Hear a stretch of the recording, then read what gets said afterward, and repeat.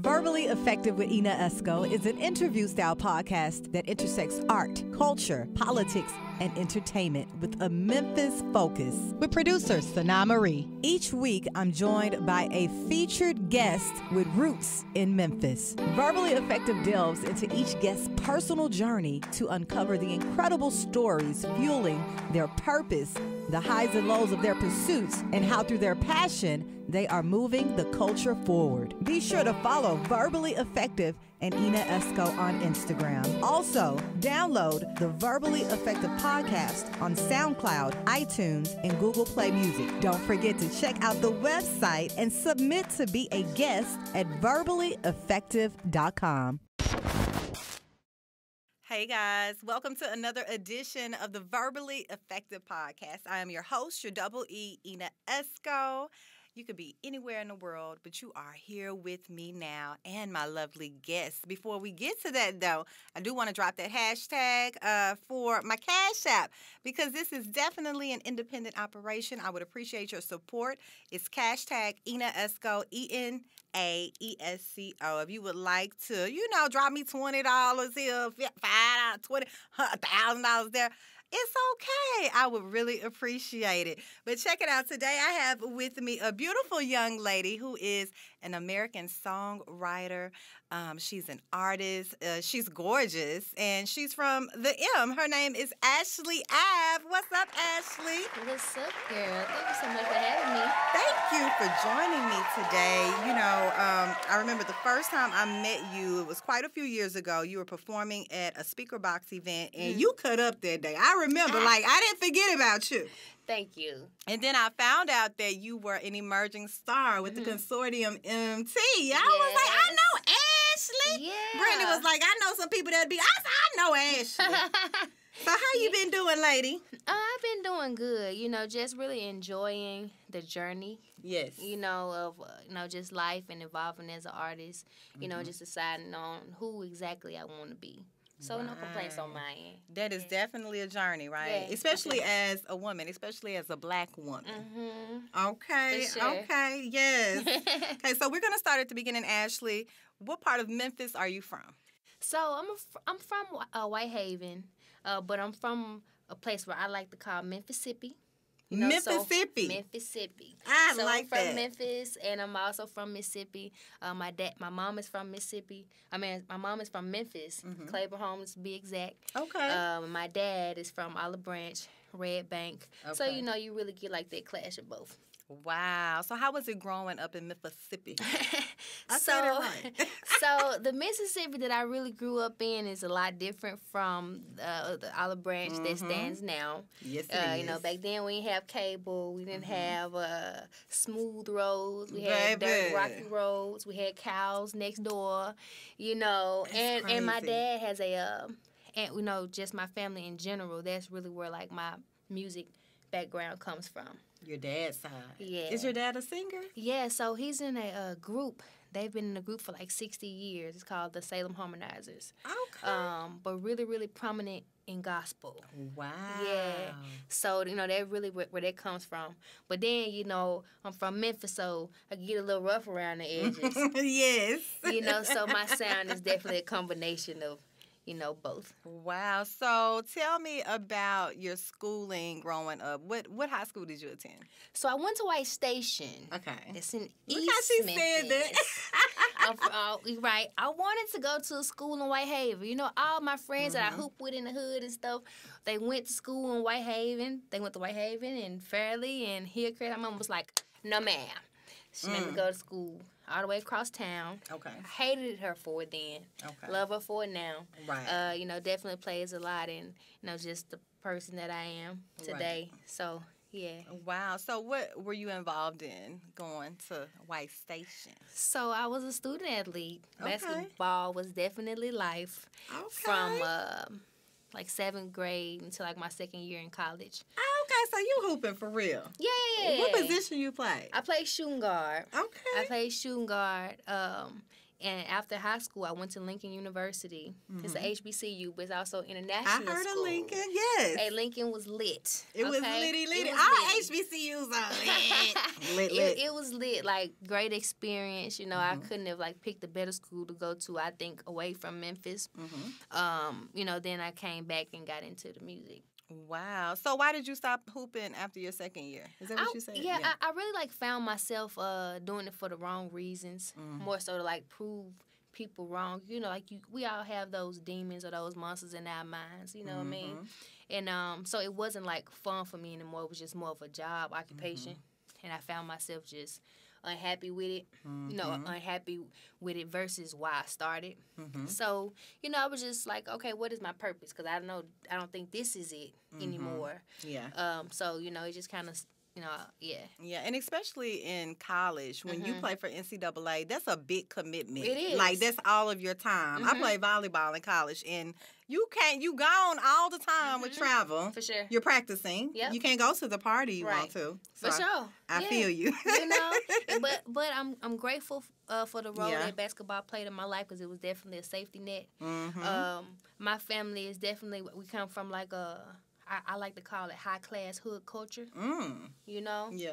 Yeah, so basically, you know, people that started in them old South Memphises, you know, probably went away for, you know, they call it sat down for a while. Sat down. They came back, you know what I'm saying? For a and, while. you know, just became prominent people. Yeah. And, but a lot of times, you know, the aftermath comes with a lot of trauma, you know what I mean? Especially our kids, you know, go through trauma that they don't really, no, it's kind of unwarranted. So, you know, just evolving from that little girl to this woman, you know, like it's just been an amazing journey. Yes. Yeah, so. Wow. So, Ashely, how did you get into becoming Ashley Ave, the singer, the songwriter? Because from what I'm hearing, you didn't do a lot of singing prior to how old? 23. 23 is when you decided, I'm going to sing. I'm going to do this you know, music thing. Right. So how did you make that decision? So, man, I came home, and I don't know how. I was probably, like, you know, singing on social media or something. And I ended up getting connected with a Memphis track boy. He's a big hip-hop producer here in Memphis. King of the Trap, for sure. And, but he was just like, man, you want to do everything your way. Right. You know, he's like, I'm calling you Ashley Ave. You love to do shit your way. Right. And I was like, you know what? I like that. And, you know, so I just, you know, just ran with it ever since, you know, just that. Because once you have been the person that's been like the victim end of the side of things, you kind of develop this complex, I guess, of never, like, going back into a cage. So you learn to just, like, trust yourself. You know what I mean? Or become, you know, just like your own confidant, your own mentor.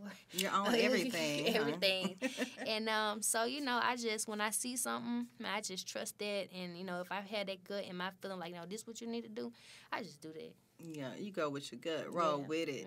Now, how would you describe your sound? So it's soulful. I have a really big sound, bigger than... I think, like, the person that I am, like, in everyday life. I think my artist part of me is, like, my superhero side, you know? So this is Peter Parker, and then Ashley Ave is, like, Spider-Man. So that's, like, you know, the best way that I can describe just me as an artist. But my sound is definitely, anything that I do is coated with soul. So whether it's an R&B record, whether it's a hip-hop record, whether it's pop, you still get that, you know, soul.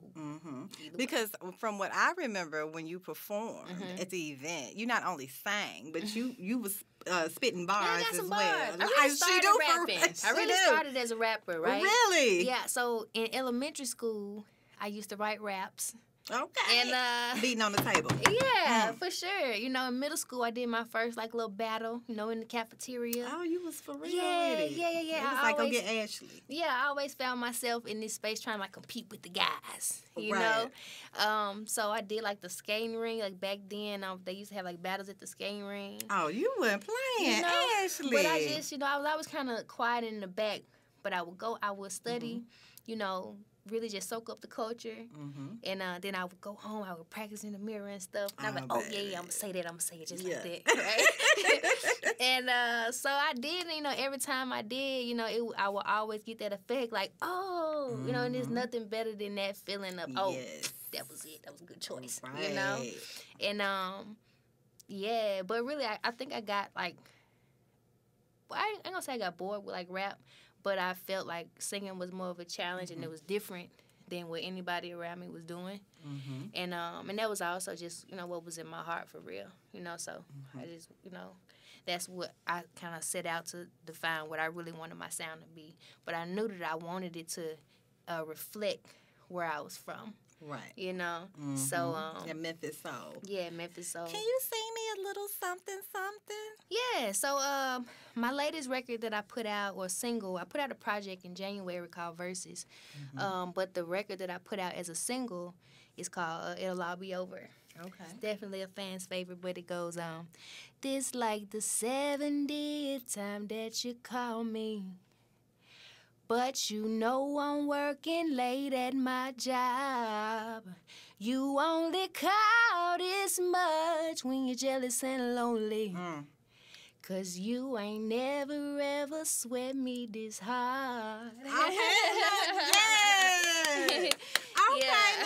I'm feeling like some Erica Badu up in there. Yeah. You know, a little scissor action. Right. Did you write that? Yeah. So and I work my team in Atlanta. I can't even say team because I really just work with one person, but his name is Philly the Voice. Amazing writer. He's from Indiana. He's from Gary, Indiana. But he's currently living in Atlanta. But he writes for some of everybody in the industry. You know, and so when I first started going to Atlanta, that was after the program, after the Consortium. You know, I connected with him along with Black Elvis and a couple other, you know, producers and songwriters there, and just saw the way that the culture was different. From Memphis in Atlanta. Yeah. What are the stark differences? For one, collaboration. They do more collaboration. Yeah. Okay. They do a lot more collaboration. It's like whatever is best for the record. You know? I think that a lot of people here are really big on, you know, oh, if you don't write your own stuff, you ain't about it. You know what I mean? And it's like, yo, to me, it's whatever is best for the record, whatever is best for the art, you know what I'm saying?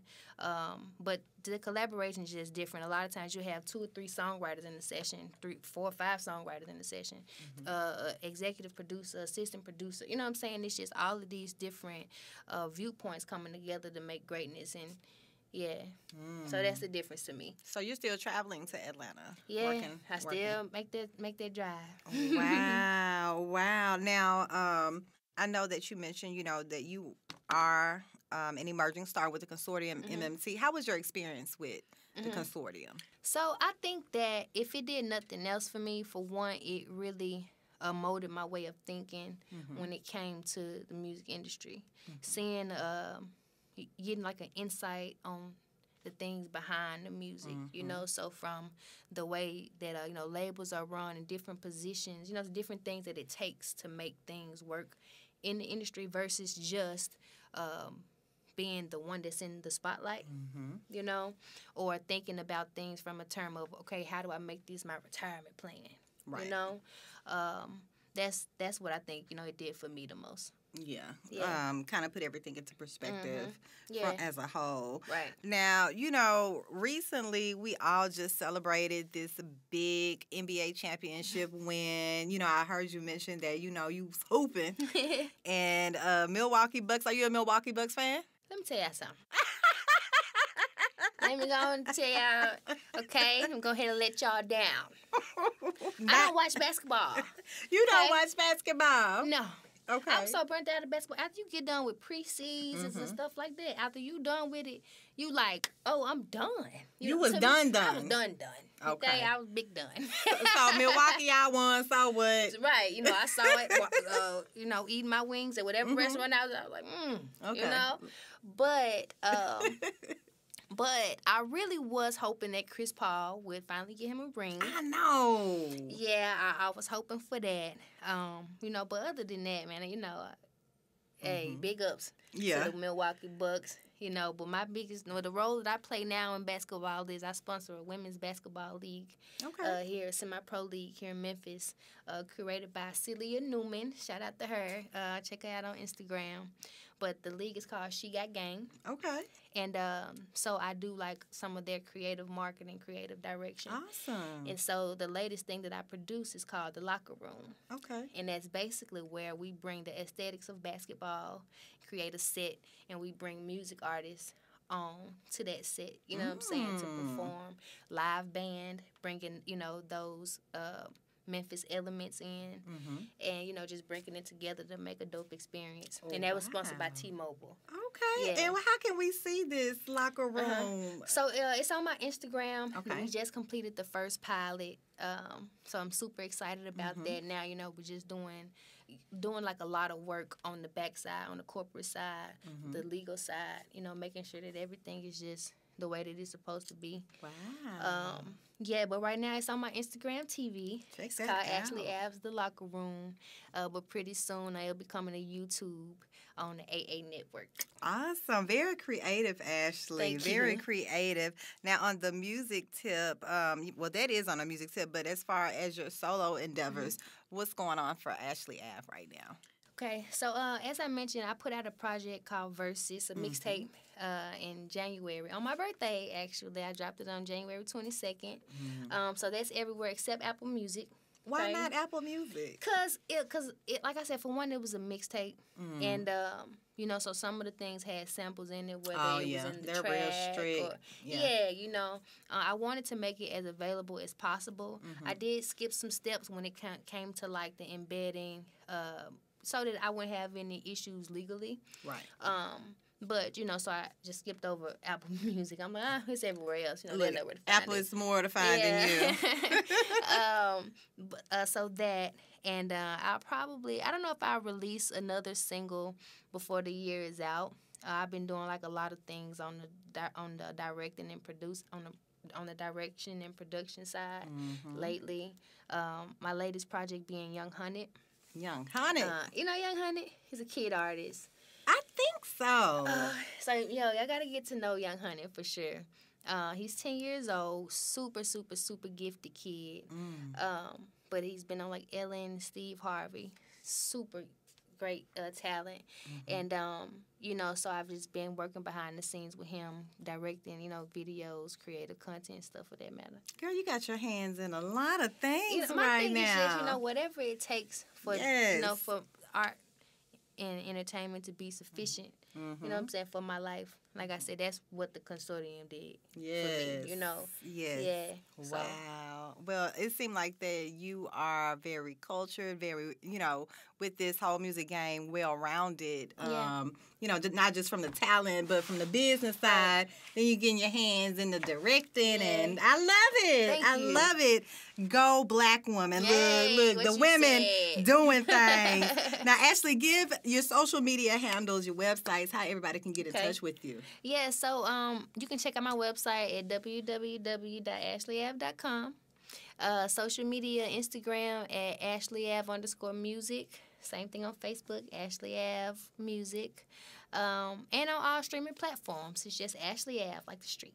That's right. Thank you so much, Ashley Ave, for joining me today. Thank you so much. I've been looking forward to this. Yes. Look, I'm glad you are here. I've learned so much about you today. Yeah. And I look forward to working with you on some future projects, hon. Please. Yes. Look, we gonna Yes. connect. We gonna connect.